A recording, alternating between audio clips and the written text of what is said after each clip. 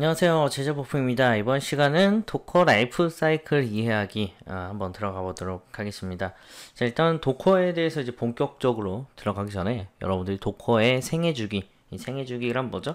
도커가 어떻게 만들어지고 그리고 어떻게 파괴되고 어떻게 실행되고 뭐 이런 것들을 이제 처음부터 끝까지 이렇게 시작할 때부터 끝까지를 생애주기, 이 전체적인 라이프 사이클이라고 얘기를 해요.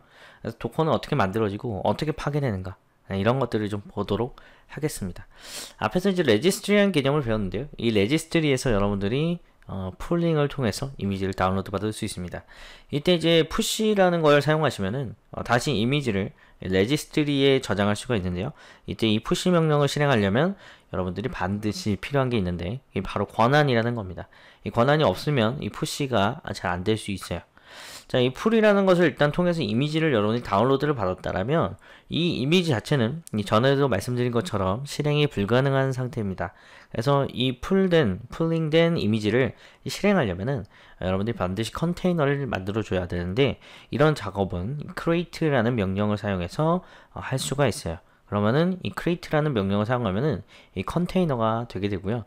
이 컨테이너를 실제로 실행을 한다라는 거는 메모리에 띄워서 애플리케이션 안에 동작하게 만드는 걸 얘기하는 거죠.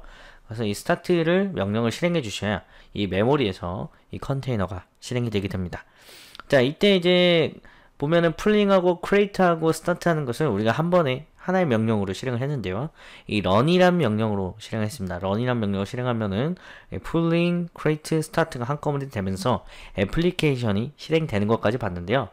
제가 여기서 풀은 빼놨습니다. 풀은 이렇게 화살표를 제가 빼놨는데, 그 이유는 뭐냐면 이 풀링이 만약에 되어 있는 이미지라면 이 run을 할 때 풀링을 또다시 하진 않습니다. 그렇기 때문에 이 풀링이 되어 있는 이미지라면 이 run을 다시 실행하지 않기 때문에 그런 경우는 create와 start만 다시 하게 돼요. 자, 그래서 이것도 이제 주의하셔야 될 점 중에 하나인데, 만약에 이미지를 여러분들이 컨테이너로 실행을 했다. 그러면은 이 create하고 start가 계속 실행이 될 거 아닙니까? run으로 하게 되면은. 그러면은 이거는 한번 여러분들이 만들고 실행을 하면은 하나의 컨테이너가 만들어져요. 근데 run을 두 번 하게 되면 어떻겠어요? run을 두 번 하게 되면 컨테이너가 새로 또 만들어집니다.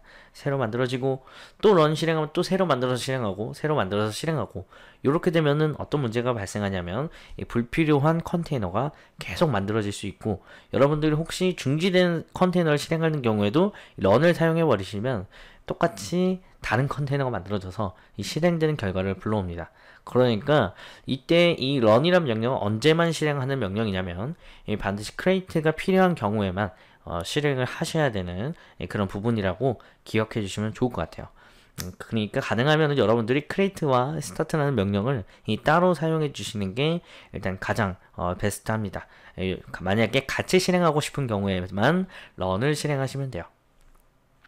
자, 이렇게 이제 이미지, 컨테이너, 그리고 프로세스에 대한 실행까지 우리가 확인을 했는데요. 이 세 개를 여러분이 중지하고 싶은 경우에는 이 명령어들이 있습니다. 이때 사용하는 명령, 스타트된 컨테이너를 중지하는 명령은 이 stop이라고 하시면은 메모리에서 내려가면서 이 컨테이너가 꺼지게 됩니다.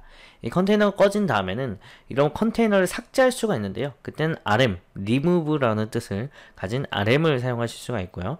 그리고 마지막에 이미지에 있는 이미지를 여러분 지우고 싶다. 이 컨테이너까지는 rm으로 지워지는데 이미지가 그렇다고 지워지진 않아요. 그래서 rmi라는 걸 사용하시면은 remove 이미지, 이미지를 삭제할 수가 있게 됩니다. 자, 여기서 이제 특별히 언급드리지 않았던 게 이제 하나 있는데, 이 커밋이라는 게 있는데요. 이거는 이제 만약에 여러분이 컨테이너를 쓰게 되면은 여러분들이 쓰고 있던 뭐 윈도우나 뭐 이런 것들 쓰시면은 이 파일들이 여기 저장되지 않습니까? 그런 것들을 이미지를 다시 만들어주는 작업을 이 커밋이라고 합니다. 이 커밋을 사용하시면은, 그러니까 여러분들이 사용하고 있던 기존 컨테이너를 다시 이미지화 시킬 수가 있어요. 그러니까 여러분들이 필요한 애플리케이션 잔뜩 설치하신 다음에 이 이미지를 커밋하시면 여러분들이 나중에 그대로 끌고 와서 그대로 다시 재현이 가능한 그런 이미지를 만들어낼 수가 있습니다. 자, 그렇게 해서 이제 이 도커 라이프 사이클이 끝나게 되는데, 요 그림에 있는 이 영어들이 다 명령어입니다. 그래서 여러분들이 명령어가 만약에 기억이 나지 않으신다, 그럼 이 그림을 보고 여러분들이 그 명령어가 무엇이었는지를 한 번 더 기억해내시면 좋을 것 같습니다.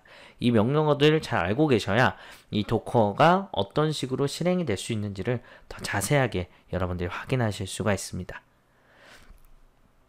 자, 밑에 이제 제가 도커 라이프 사이클 관련된 명령어들을 넣어놨는데 한번 같이 실습하면서 테스트 해보도록 하겠습니다.